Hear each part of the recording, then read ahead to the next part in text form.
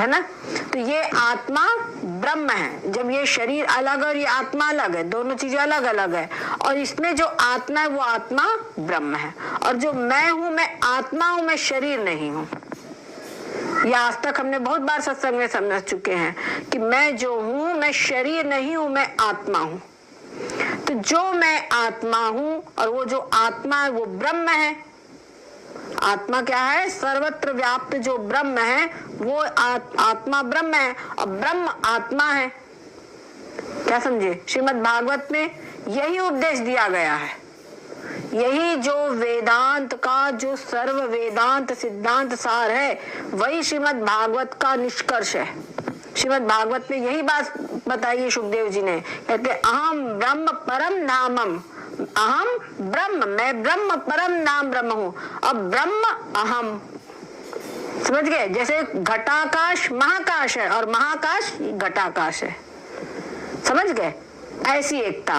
तो अहम ब्रह्म परम नामम ब्रह्माहम परमम पदम, यही परम पद है। हम बोलते ना भगवान के परम पद को प्राप्त करता है, तो परम पद है क्या? तो परम पद यही है। समझ गए कि सब कुछ सर्वत्र विद्यमान जो चेतन आत्मा जो ब्रह्म रूप है वो ब्रह्म मैं हूं।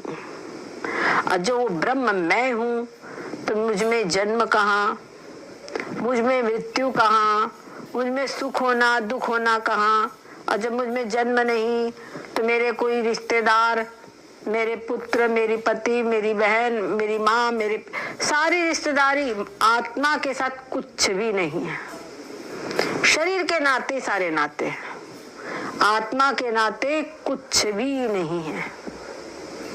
सब इस प्रकार चिंतन में आ जाए और ये अनुभव करो। अगर मेन बात क्या है, हमारे चित्त में जब हम ये चिंतन करते हैं तो 2 मिनट 5 मिनट कितने भी देर हमारी वृत्ति इस तत्व को स्पर्श करती है, तब हमको शांति मिलती है। समझ गए?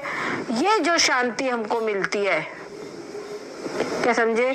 तो जैसे हम गहरी नींद में सोते हैं तो फ्रेश हो जाते हैं, क्या होता है उस समय पर?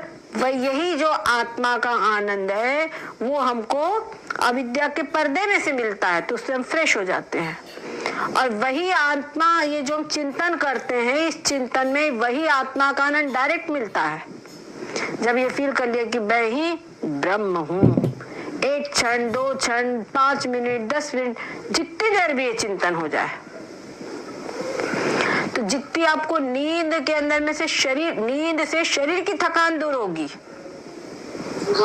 ठीक है?